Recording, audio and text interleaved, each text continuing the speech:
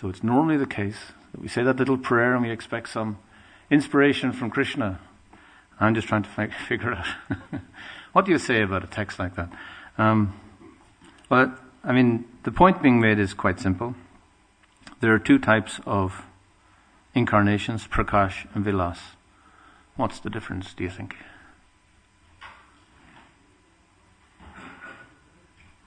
Gotcha.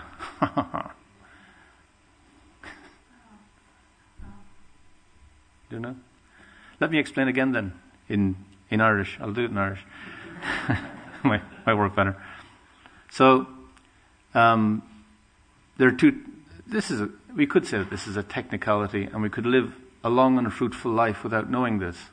But just because it's in the text, let's explain anyway. A Prakash incarnation of Krishna is an incarnation that is non-different. So Krishna has expanded himself, but there's no change in the expansion. So that the expansion is totally Krishna. So the examples are given when he marries all the wives in Dwarka. He marries these 16,108 people, and you're thinking, well, it's difficult enough having one wife, for goodness sake. 16,108. So what does he do? He goes around 16,108 nights he spends. Everyone gets to see him every 16,108 night. But it's not like that. He expands, and in every single home, everyone feels totally complete. Their husband is there with them all the time, and everything is pure and perfect. So that is Krishna expanding himself in a way that he is totally Krishna. And the rasa dance is the same. So to dance, he doesn't just dance with all the gopis, he dances with each gopi individually. So it's a little point to be made. So this is a Prakash incarnation. This Krishna who is dancing with each individual gopi is totally Krishna. That's very inconceivable for us because, of course, we can be only in one place at one time. And the Vilas incarnation is an incarnation that is slightly different. There's a difference. So Krishna has expanded himself, but it's not exactly the same. So it's said that Balaram is exactly the same as Krishna in every single way, except his color is white. It's very interesting. Little subtlety. He's white in color. Krishna is bluish in color. So that's the only difference in that. But there is a difference, and that's the point. So therefore, he is a Vilas expansion. His manifestation, the manifest form is Vilas. And from Baladev comes the Chaturvyuha, who are Sankarshan, Aniruddha, Pradyumna, and Vasudev. And then come the Narayan forms, and then come the Mahavishnu, and then come the plenary expansions of Krishna, who are Vamanadev and Nrsimhadev and all these expansions that come into the world. So there's a whole kind of hierarchy, and all of them are a little different in form. So these are Vilas incarnations. So what's the point of that then? I mean, frankly, my dear, who gives a damn? But it is important, to us in our little sojourn of spiritual life. Because if we understand that this Prakash incarnation of Krishna is non-different from Krishna in every way, this is Krishna totally. And then there are other incarnations that begin to create and manage and govern the universe. So there is Kshiradakshaya Vishnu in the heart. So Krishna is manifest everywhere. But it's important for us to also understand that Krishna is always with his devotee, as he is with the queens in Dwarka and as he is with the gopis. So we're not just dealing with officials when we strive to become Krishna conscious. We're not just dealing with civil servants of the universe. Not that these people aren't important, they're all part of Krishna. But we can deal with Krishna directly. And this was Prabhupada's point. I remember when one lady asked a question in a class, I think it was in Los Angeles, and she said, can we meet Krishna? And it was a young girl, and Prabhupada looked and said, yes, you can meet Krishna. And he will come and greet you, and he will give you a kiss. Now, it was just such a nice explanation of Krishna. I mean, there's no question of awe or reverence. It's like when we chant Om Namo Bhagavate Vasudevaya for the Bhagavatam class. We chant this mantra, a very famous mantra, and everyone becomes sober and serious. We all have to sit up a little bit. Om Namo Bhagavate Vasudevaya. You feel like you have to put your hands together. And we chant for the Chaitanya children, Jaya Jaya Sri Chaitanya Jaya Nityananda. It's a completely different mood. I was just thinking everyone was getting so jolly, just chanting away. Jaya Dvaita Chandra Jaya Gaura Bhakta Vrinda Prabhu. And these are the moods of relationship with Krishna. Om Namo Vasudeva. Vasudeva is an important person in this universe. He's an important person to have a relationship with. And you approach him in a specific way. But to have access to Krishna himself, this is extraordinary. This is not the usual trajectory of spiritual life. Normally we get involved in some, menial way and work our way up. We're being given access to the Supreme Lord himself. This is the Supreme Lord who does nothing but enjoy. That's all he does. Krishna has no responsibilities. Vasudeva has a responsibility to be sober. Ram has a responsibility to be dutiful and pakka in every way. Krishna has no such responsibility. So it's important that we know that we can actually have access to Krishna. Our access is actually with the relationship with Lord Chaitanya. This is Radha Krishna. So this is even more dynamic. And yet the feeling of Chaitanya Mahaprabhu is so jolly. Such a jolly feeling. And that's because Krishna is mixed with Radha, is mixed with his potency of enjoyment. This is Krishna in his most sublime mood of rasa, of enjoyment. Quite incredible that we have access to such a reality. And such an open access. As I say, when we think of Lord Chaitanya, we become jolly. It's like, oh, Lord Chaitanya, he's okay. He's a devotee. It's not as onerous to develop a relationship with him, because all you have to do is chant Hare Krishna and you know he's pleased. We've just celebrated Lord Nityananda's appearance day. And it's very interesting in our tradition. There are no biographies of Lord Nityananda, but Lord Nityananda is mentioned extensively in the biographies of Lord Chaitanya. He's not mentioned in the Goswami literature. Slight little mention by Sanatana Goswami in one place. But he's mentioned in so many of the devotional songs of the Acharyas. So he's kind of a secret in one sense, in that he's not pushed out in the front. But Nityananda is Balaram. Nityananda is Lakshman. It's the same person. And this is the first expansion, the first manifestation of Krishna. And from him comes the concept of Guru, comes the concept of Visuddha Sattva, and comes the concept of shelter, the first shelter that we get in this world. Nityananda engages us in service. That's the principle of the Guru. The Guru engages us in service. So that Lord Chaitanya manifests with Lord Nityananda, that Ram manifests with Lakshman, that Krishna manifests with Baladev. And we're trying to understand, well, who exactly are these people? But this person that accompanies Krishna everywhere, it's very important for us to understand. We have an access point. If we approach Nityananda, Baladev, we get strength, spiritual strength, the strength we need to approach the Lord. He opens the door. And this is what all the Acharyas say. Without the mercy of Nityananda, we have no access to Lord Chaitanya. Because we're gaining access to Radha Krishna. There's only one portal we have to go through, is Nityananda. And Nityananda manifests externally as the Guru. So he's the Guru in the heart. Because from Nityananda, all the other expansions come down to Kshirdakshaya Vishnu, who's sitting in our heart all the time. By contacting him, we're contacting Lord Nityananda. We're contacting the Guru. We're gaining access to Chaitanya Mahaprabhu, who is Radha Krishna. We're getting access to this wonderful manifestation that is the Supreme Lord. So, actually these detailed explanations of Prakash and Vilas, Vigrahas, etc. are actually important for us, because we need to know what the goal is. Who are we trying to contact? It can be very, very bewildering looking at the array of incarnations. And who do you focus on? This one, that one.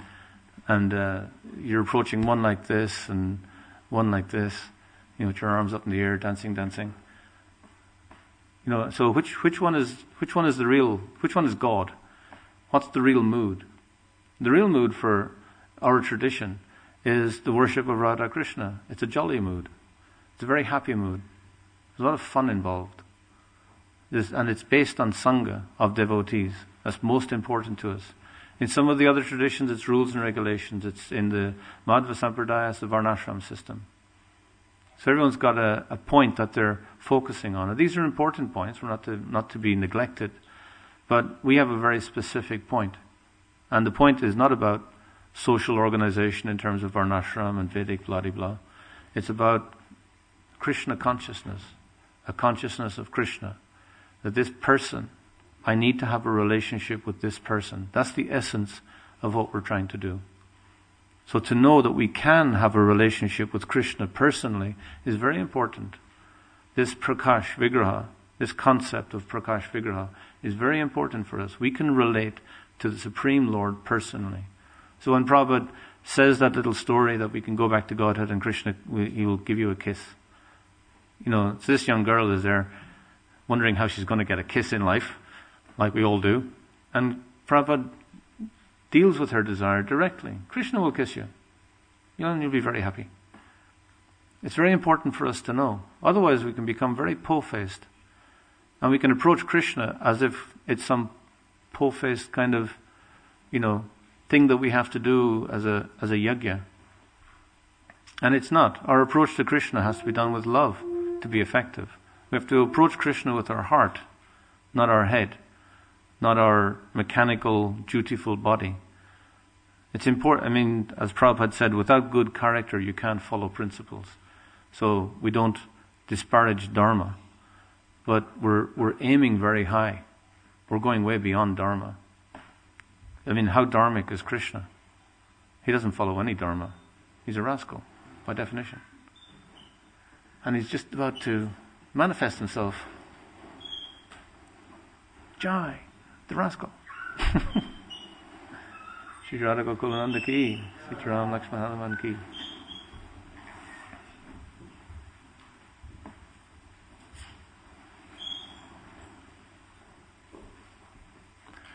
So this is the person that Prabhupada introduced to us.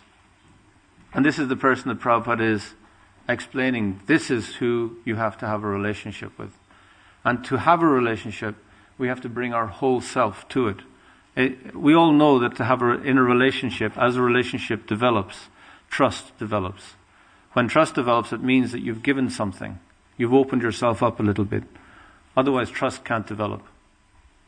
So if someone opens themselves up to you, then you see them that little bit more, so you can trust them that little bit more. And normally we walk around the world and we have our etiquettes. Etiquette is very important. And if you've met someone for the first time, you smile a lot. You shake hands. Oh, very pleased to meet you. Yes, yes. And you know such and such. Oh, yes, yes, of course, of course. Oh, come to my house sometime. Yes, yes, yes. And it's all very jolly and everything like that. But it's only a new relationship. You're just trying to be nice. So you can't tell if that's really a jolly person or is just putting on a front or all that kind of stuff, because etiquette is involved. Etiquette is important so that we can protect ourselves. We can't go around and just bare our heart to everybody. Just say, oh, this is my problems. I'm aspiring to be a devotee of Krishna. So you just get ripped off. Everyone starts selling you all kinds of little baubles to cure all your little ills and how to become a devotee. Here's how to become a devotee. Give me all your money. And I'll do a yogya. I was in Vrindavan one time and someone convinced me to go to an astrologer. And I'm not very much into astrology. So it's always nice to go when people say good things about you and you go, oh, thanks very much. And you give them a few rupees. So I went along to this guy and he was telling me all kinds of stuff. And he explained to my Keshava, my wife, he explained to my wife all kinds of blockages in her life from people in past lives trying to contact her. And there was all kinds it was very complicated. My God, I didn't know what was going on. We were in real trouble. And he said he could do a Bhagavad Katha and all that kind of stuff, 7 days, and we have to go on a 10 for 7 days, and it'll only cost 1,400 rupee and all that stuff. And it's just like, it's just give me all your money and I'll cure all your problems. And Prabhupada says, chant Hare Krishna, it's free. I'll cure all your problems. And I sat there in Vrindavan thinking, what the hell am I doing here? It's like, Prabhupada says, chant the holy name and everything will be okay. And I'm here going to get ripped off by this idiot. And he's going to do a Bhagavad Katha. He's sussing me out. He's a Vaishnav, Bhagavad Katha. He liked that. He had me sussed. I open my heart up to him, like a fool. So we don't. We generally don't open our heart up. And what happens is we approach a relationship, someone hurts us in some way, so we close up. So it becomes more difficult for us to open up.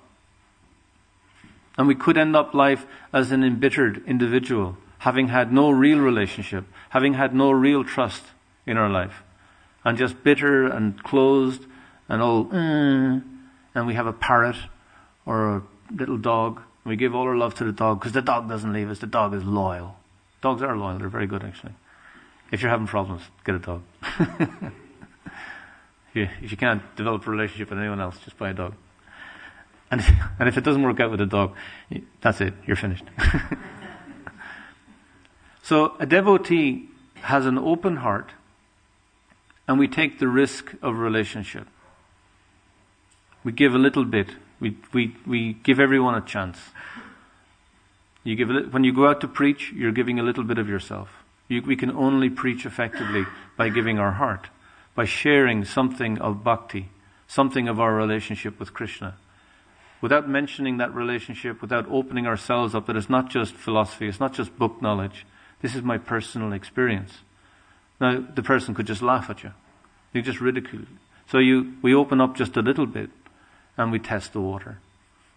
So to be a devotee, to be an effective devotee, we have to learn how to give our heart. We should never end up embittered. We should never end up closed-hearted from people. We have to follow the etiquettes. But at some point in etiquette, in any relationship you have, now if you're a devotee or not, you have to open up your heart a little bit so that someone can look in and they see you, and then they open up their heart to you. And that's how the relationship develops and deepens. And with Krishna consciousness, it's exactly the same. We approach Krishna and we open up our heart a little bit. We stand in front of the deity and say, I'm suffering in this world. It's really suffering. I don't know what's going on. From one minute to the next. I don't know what to do. Help. So we open up and we call out for help. And we see in the songs of the Acharyas, there's so many songs where they're calling out for this help. They're opening up their hearts to Krishna. And with that trust. And that's in the song of devotees. This is how it's supposed to be as well. You're with people who understand that we're not this body, but we are servants of Krishna. The negative is we're not the body. The positive is we are servants of Krishna. This is the positive to develop. You can develop that. You can't do anything with the concept of you're not the body. You can't develop that. That's just the way it is. But you can develop the fact that I am a servant of Krishna. That's our identity. So we can develop this. And we do it with people who want to develop it. So with those people, we should be able to open up our heart. And this is practicing opening up our heart to Krishna. Krishna has put us in a sangha, and in that sangha we have to work out the relationships. Now we may complain that, well, come on, such and such, he's not exactly, Rupa Goswami or anything. I mean, God, you could have done better than that. The fact is we're put in the sangha that we're meant to develop our relationship. These are the challenges that we have to deal with. There are some people in our sangha who we just can't get on with at all. They're just the wrong kind of person. And what I should do is I should go somewhere else. Or even better, they should go somewhere else. But that's not challenging ourselves. That's not understanding to work with our ego, to deal with it and just put it aside and say, hang on, I'm being overly critical here. What's the issue? And that's a real personal challenge. Because this is our issue, it's not their issue. There's no circumstance we're in where the other person has to change. It will always be us that has to change. That's the humble position. And what's one of the marking qualities of a devotee? What's the key to Krishna consciousness is humility. And humility begins with honesty, realizing that I'm at fault. In my approach to this relationship, I am not perfect. We always have to admit that. Therefore, we always have to look to ourselves to see where the difficulty is. There's some people we will never be able to get on with for whatever reason. Karmic, blah, blah, blah. But we should never blame them. There should never be any rancor in the relationship. We should just be able to build a little fence, a mutually agreed demarcation. Beyond that, good fences make good neighbors, they say. And sometimes that's the case. And even when you've done that, it should be a very little fence, because people change. And in devotional service, we depend on that fact. We depend on the fact that we will change. We approach Krishna as young devotees and we ask him to change us. We want to become strong spiritually. That means we're going to change. We're going to transform utterly. Our whole personality is going to change. We depend on that. So if we depend on that for ourselves, how much more do we depend on it for someone else? And that's what we're learning in relationship in Sangha. We're learning to give people the mercy that we expect from Krishna. How can we approach Krishna and stand there? An argument we always had in ISKCON Ireland anyway was because people in Ireland are generally pious, so they would say, "Oh, why are you vegetarian?" and everything. And I'd say, "Well, I feel hypocritical if I go in front of Krishna and pray, 'Oh Lord, give me mercy, be merciful unto me,' and then the cow with its big eyes comes, but I'm willing to kill it to eat it." I say, that feels unmerciful. And people get it. But it's exactly the same when we approach other people. We go in front of the Lord expecting all kinds of mercy, expecting him to be fully loving. And then how much love are we willing to extend to others? No, we stand in front of the deity and we say, "Oh Lord, please help me." And we look across and say, "Look at him, he's posing. Look at her, she's all dressed up to come to the temple, but she walks around in tracksuits most of the time. I mean, Krishna, you can't listen to her." It's people like that give the movement a bad name. And that's, we don't approach with here's someone coming with their humble petition. I'm coming with my humble petition. We don't give them that credit. We suspect their motive. We attribute motive to them. But we don't attribute motive to ourselves. And these are the things we have to learn. So the etiquettes are important, Jai Prabhu, Jai Prabhupada, where's the prasadam? All the different passwords we have to get around the world. Hello, goodbye, and how are you, and all that. But also we have to be looking at the person. Who is the person behind all this? The struggling person, behind all the etiquettes, the necessary etiquettes, behind all this stuff. Who is the person that is beyond the identity behind the image? So we come to Mangal Arti and all these programs, dressed in the Vaishnava garb and all that kind of stuff. We all look very sweet and pure and perfect. But who's inside? What struggle is going on, and how can we help? That has to be our concern. We have to be really concerned about other devotees, and we have to consciously develop that concern in our lives so that we can really help, so that we're actually there for people. And this is what it means to be a Vaishnava, what it means to be a doctor or a nurse or a priest, any of these things. It's a vocation. We have a vocation as devotees to help other people, to express genuine concern for their condition. And it has to be able to look beyond their facade. As I say, necessary facade. And we have to be able to look at someone and look into their eyes and say something that will help them come out, so that we can actually join hands and help them. And people used to say that about Prabhupada. He'd look at them and he'd look deeply, they'd feel he was looking deeply into their soul, because he was so genuinely concerned about them. And Prabhupada didn't want anything from anyone. People felt that. There's a story of this devotee, Ramaru. She was from America, and she went to Heidelberg in Germany to do some study, a year study. And when she was there, she met the devotees and joined the temple. And her father was a dustbin man who owned a lot of dustbin operations. He had become very wealthy dealing with rubbish. And, as most of us did. Except his was actually rubbish.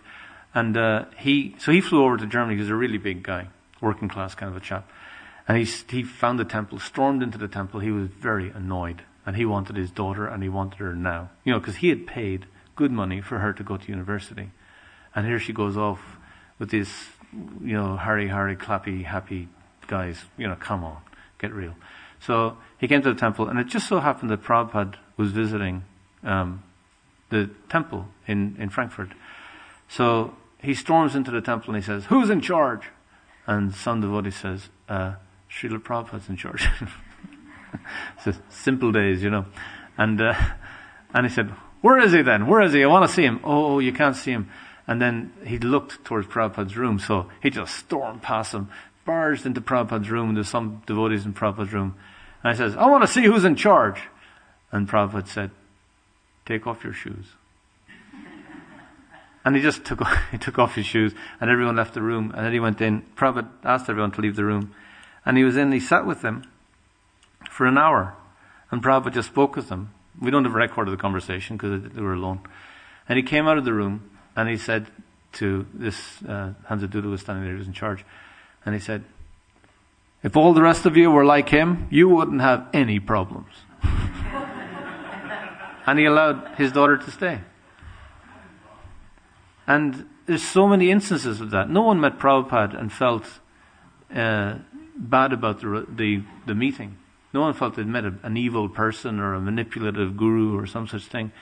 Everyone had met them, felt they'd met someone who was, because Prabhupada expressed genuine concern for them as a person. It's just, oh, you're in anxiety. That was his concern. Oh, don't be in anxiety.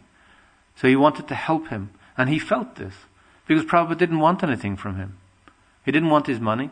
He didn't want his rubbish. And it was up to him to give his daughter. And he gave his daughter willingly. And the relationship was clear. And this is the clarity that we need to have in our relationships. They need to be, and if we develop that, we'll feel our relationship with Krishna develop automatically. It'll be absolutely automatic. Because these relationships are here so that we can practice. Because how can we think, how arrogant would it be to think that, we go in front of the deity and we express ourselves and we report on all the wonderful service we've done and all that kind of stuff, but we can't relate to the devotee right beside us. We have a problem with some other devotee or some other person in our life. We haven't worked out our relationship with our parents or some such thing. How could we think that then we could have a relationship with Krishna? If we can't even have a relationship with the person standing right beside us, whom Krishna has arranged to be standing right beside us, so that we can learn something, so that we can develop this relationship. Lord Nityananda organizes these things very expertly. He organizes so that we can develop the relationship. Lord Nityananda organizes what we should do, that we should be engaged in service and what service to do. Radharani organizes how we should do it, the quality of the service, how to make tasteful arrangements for Krishna, how we can do that. So we can approach Nityananda or Radharani. There comes a time when we have so much service, it's just incredible. But then the challenge is, how are we doing that service? What's the quality of the service? Are we barging through people to get our service done? Are we taking everyone into account? Have we developed the heart with which we can do the service to Krishna's satisfaction? So these are all issues that arise for me out of consideration of Prakash Vilas. So there's just some